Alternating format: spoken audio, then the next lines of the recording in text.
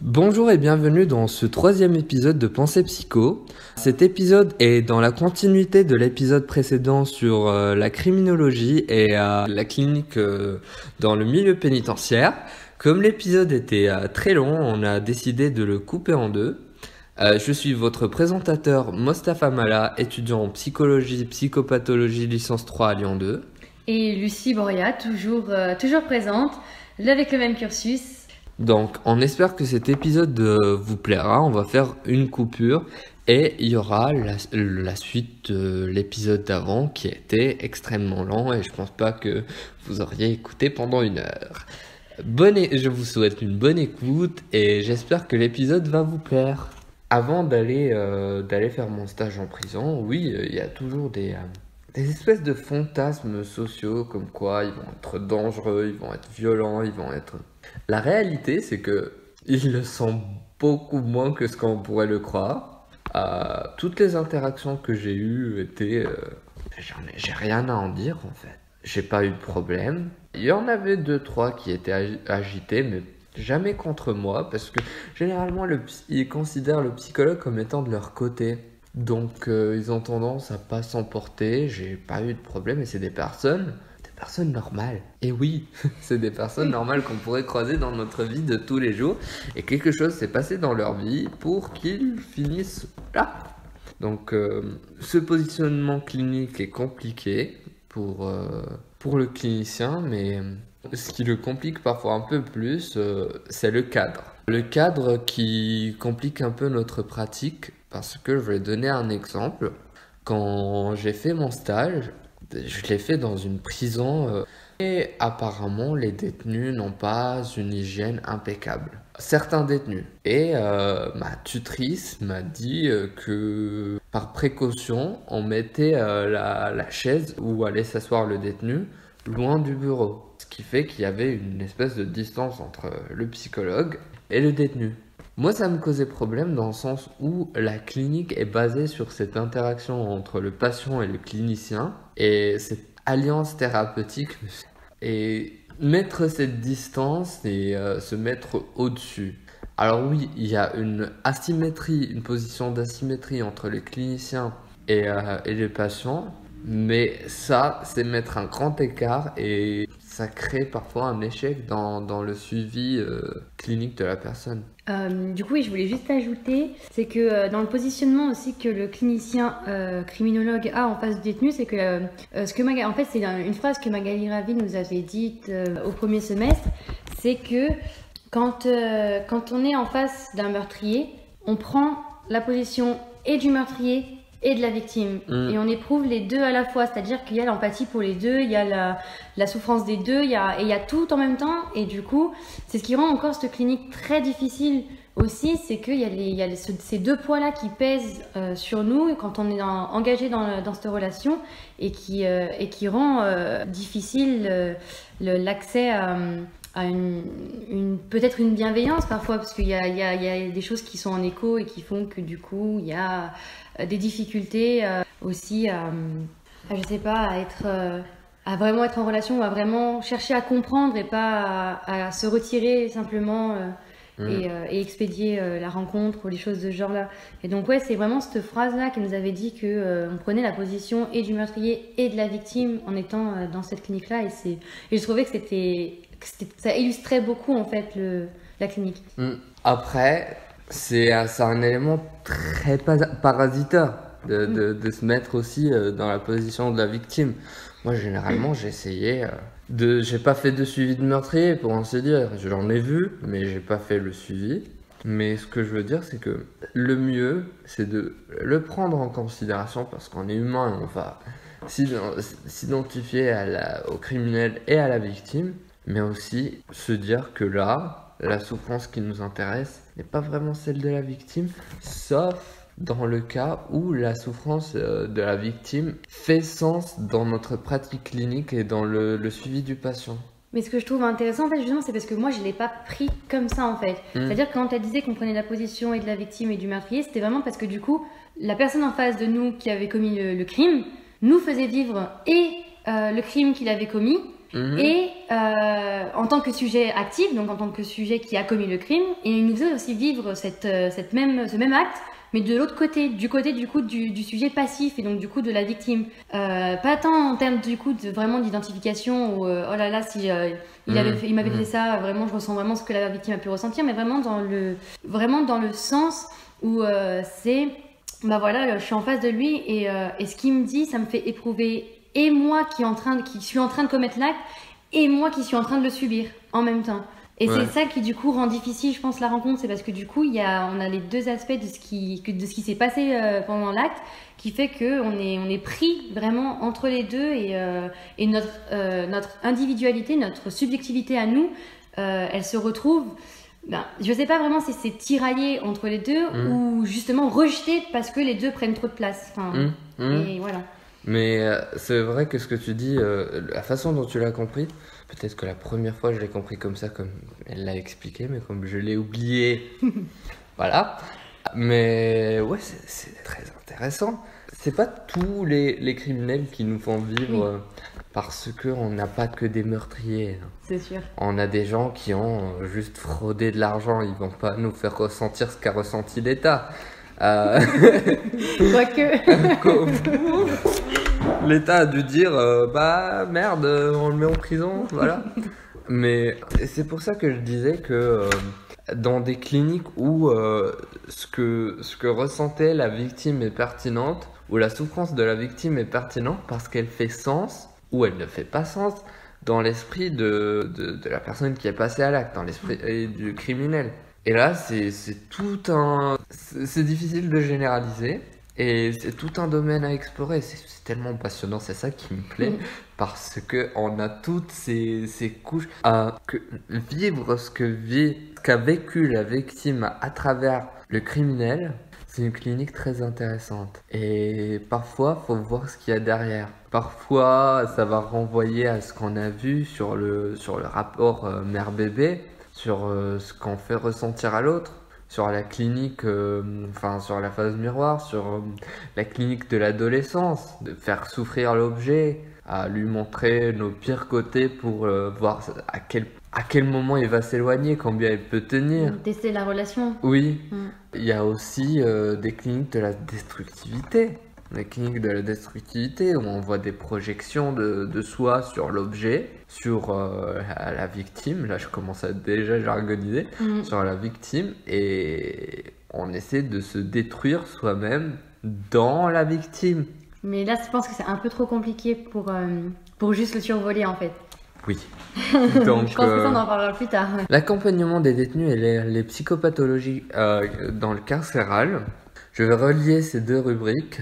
L'accompagnement du détenu se fait en plusieurs temps. C'est-à-dire que quand un détenu arrive, on va prendre le cas d'un arrivant, parce que parfois on arrive, il y en a, ils y étaient avant notre naissance. Moi, je suis arrivé en institution, il y avait des détenus qui étaient là en 96, alors que moi, je suis né en 97, donc pas de problème. Mais l'accompagnement des détenus se fait en plusieurs temps. Premier temps, c'est l'arrivée, le changement, la perte de liberté qui est réalisée au fur et à mesure des jours. Après, ça dépend de ce qui a ramené le détenu dans la prison, dans l'établissement carcéral. Généralement, ça s'exprime de ce que j'ai vu. Alors, je ne suis pas un expert, mais ce que j'ai pu observer, ça s'exprime premièrement par une dépression, un vécu assez dépressif de la situation qui peut tout à fait se comprendre parce que la veille on était avec famille, on menait une vie normale et du jour au lendemain on se retrouve en prison, on a le statut de détenu, on a toute cette reconstruction identitaire à faire autour de notre nouveau statut parce que c'est un titre qui ne nous quitte pas fort malheureusement. Et à ce moment-là, on voit quelque chose se produire, on voit quelque chose, pour mettre ça d'une façon assez poétique, on voit quelque chose se casser. On voit une espèce de rupture et souvent on doit gérer des dépressions. Après, tout en parallèle avec ce qu'on gère dans la dépression, on gère aussi ce qui les a ramenés dans l'établissement pénitentiaire. Après, pour ça, plus ou moins compliqué d'un détenu à un autre. Un détenu qui a essayé d'escroquer la boîte où il travaillait pour subvenir aux besoins de sa famille, pour avoir plus d'argent, oui, il y a des problématiques psychiques sous-jacentes, mais c'est moins que un détenu qui est là parce qu'il a violé. On va prendre les deux extrêmes. Donc, on a ça, les problématiques psychiques sous-jacentes, malheureusement dans les institutions pénitentiaires et carcérales, on n'a pas tendance à donner du temps aux problématiques du genre qui mènent au vol ou aux arnaques, sauf si c'est vraiment gros. On n'a pas tendance à y accorder beaucoup de temps parce qu'on n'a pas de temps. On n'a pas vraiment de temps, mais on privilégie certainement les cliniques du passage à l'acte à travers la violence. Donc on a ça, on doit aussi explorer les antécédents du patient, l'histoire du patient, ce qu'il a amené ici, son vécu actuel de la situation. Et après, on doit travailler sur la construction identitaire et la gestion de ce nouveau statut. Par exemple, tu es en prison pour 6 mois. En prison pour 6 mois, on sait qu'on va sortir dans pas longtemps et qu'à ce moment-là, on sera plus la même personne aux yeux de la société. C'est-à-dire qu'un employeur va réfléchir à 2 fois avant de nous accepter. Déjà que trouver un travail, c'est assez compliqué en soi. Trouver un travail alors qu'on est ex-détenu, c'est encore plus compliqué. Dans le milieu du travail, je sais que, parce que j'ai fait des études sur ça, pendant ma L1, L2 et L3, j'ai mené des questionnaires, j'ai fait des entretiens. Les employeurs, quand ils savent que tu es ex-détenu, ils ont tendance à être pire qu'avec les autres salariés. C'est-à-dire qu'ils savent que ils t'ont pris, ils peuvent moins te payer, mal te parler ou quoi. Tu n'oseras pas forcément parler dans le sens où tu auras difficile de trouver un autre travail avec ton statut, cette étiquette qui est collée sur toi.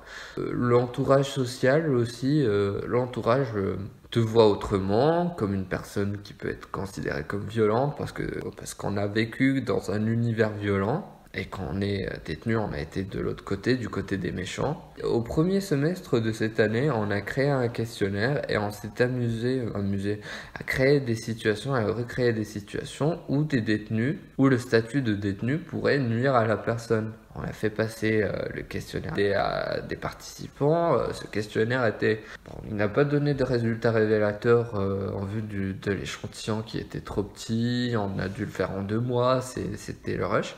Mais c'était des situations du genre, on prend covoiturage, on prend une personne avec nous et on se rend compte que cet individu a été en prison il y a 1 an de ça ou quelques mois de... Comment va-t-on réagir? Et la réaction va varier d'une personne à une autre, selon les craintes, selon ce que j'ai eu souvent, c'est selon le crime qui a été commis, qui a mené à la prison. Enfin, par exemple, si on est à la terrasse d'un café et que notre serveur a un bracelet électronique, comment va-t-on réagir? Et ces situations-là où on voit que par biais de désirabilité sociale, plusieurs personnes vont dire non, moi je laisserai un pourboire tant qu'il me sert bien, il n'y a pas de problème. Mais dans la réalité des faits et dans les entretiens qu'on a menés, on a vu que la réalité était tout autre et que le vécu de ces individus-là qui sortaient de prison était relativement compliqué. En ce qui concerne les psychopathologies dans les carcérales, j'ai parlé de dépression.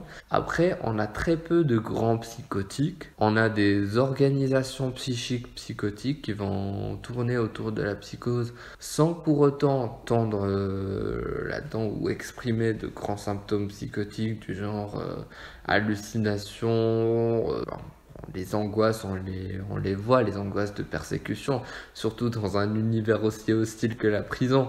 Donc c'est difficile de faire la distinction, mais on voit très peu de psychotiques parce que les grands psychotiques sont dirigés vers les hôpitaux psychiatriques et les unités aménagées dans les hôpitaux psychiatriques pour les détenus. Dans les prisons, on voit plus des vécus névrotiques. On devrait faire un épisode sur les pathologies. Sur les différentes structures de personnalité aussi. Oui, Bergeret. Aménagement. Aménagement. Excuse-moi. Parce que Bergeret, on vient de dépasser. Hein.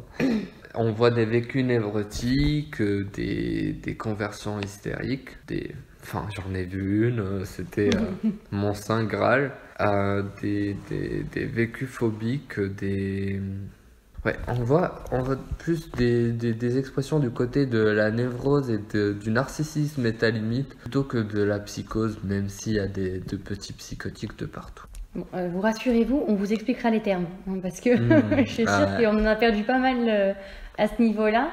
Même des étudiants psycho, des fois, on est un peu perdu parmi toutes les pathologies possibles et des fois leurs ressemblances qui sont assez extrêmes, mais pourtant nuancées.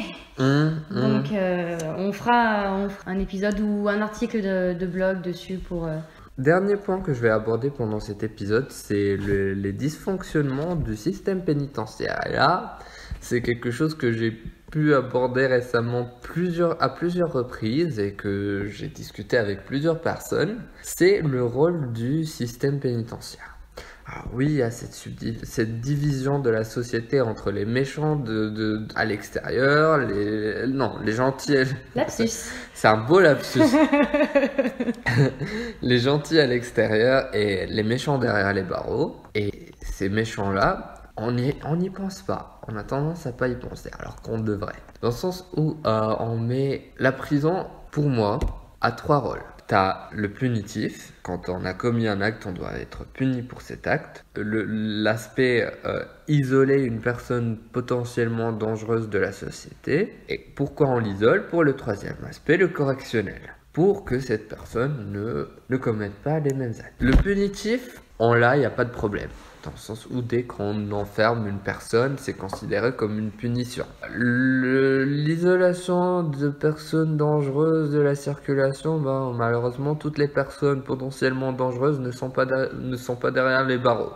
La plupart sont en circulation, faut pas se mentir. Mais bon, potentiellement dangereuses aussi, il y a ce potentiellement qui fait qu'on peut pas enfermer tout le monde. Dangereuses, on va dire, mais elles sont elles sont moins dangereuses que potentiellement dangereuses. C'est pas parce qu'on a commis un meurtre aujourd'hui qu'on va le commettre demain.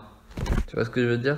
C'est juste des personnes potentiellement dangereuses qui ont le potentiel de reproduire le même acte. On sait que les tueurs en série, pas très courant. C'est juste des personnes qui l'ont fait, qui pourraient le refaire. Et troisièmement, le correctionnel, et ça c'est l'aspect qui me fait le plus rire parce que on le retrouve pas. L'aspect correctionnel dans la prison n'est pas là. Autant une personne qui a commis un petit délit, on lui donne des travaux d'intérêt général qui la font travailler pendant des heures et qui font qu'elle ne peut pas refaire. Ça peut avoir un aspect correctionnel. Après, ça peut se rediscuter. Mais une personne qui a commis un délit et qu'on envoie en prison avec des criminels potentiellement violents qui présentent des profils psychopathologiques assez importants et assez lourds, qui sont enfermés toute la journée, dont on change le statut de personne normale, de gentil à personne qui a été de l'autre côté des barreaux et qu'on relâche dans la société, on voit où le correctionnel se perd dans cette histoire-là. Dans l'idée de correctionnel, déjà, moi en tout cas, de l'idée que j'ai de ce mot correctionnel, ce serait un peu ce côté tu t'es allé en prison, du coup on peut te réapprendre ou t'apprendre le comportement que tu dois avoir en société, comme si c'était aussi simple. Oui. Alors que non, puisque du coup en plus c'est des comportements qu'on apprend et qu'on adopte quand on peut à la plus petite enfance, donc tout l'environnement, l'échange qu'on a avec les autres personnes, les interactions avec l'environnement, avec les relations premières d'objets, on va appeler ça avec les termes un peu psychanalytiques, c'est-à-dire la relation, toute première relation qu'on a avec un sujet. Donc, ça peut être la mère, ça peut être le père, la personne en tout cas qui s'occupe du bébé, ça a une influence conséquente sur les comportements qu'on adopte et ensuite sur les stratégies et la construction même du psychisme. Donc c'est pas parce qu'on va faire 20 ans en prison que ce sera corrigé en fait, justement, ce sera pas corrigé. Ça ne se corrige pas comme ça. Exactement, et sans cet aspect-là, la prison n'aurait aucun sens, dans le sens où tu as commis un acte violent, un acte non accepté par la société, on t'enferme pendant 20 ans et on te relâche.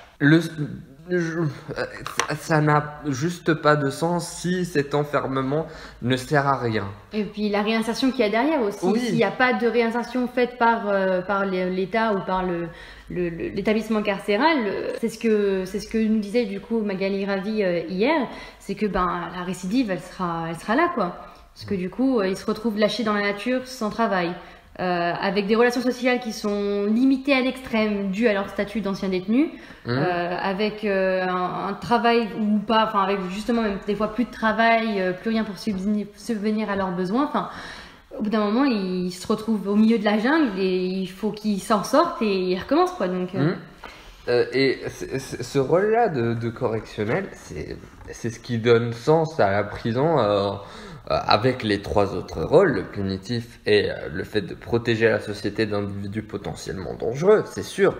C'est un rôle sans lequel la prison n'aurait pas de sens, mais en même temps, dont elle s'est défait, bon, elle ne l'a jamais eu pour commencer. Hein. Il y a toujours eu le punitif et on écarte les individus dangereux, mais le correctionnel, depuis là, les prisons, ça va un peu mieux, mais avant, c'était pire. Dans le sens où il n'y avait pas de psychologue en prison. Et le psychologue, c'est ce qui aide à aller mieux.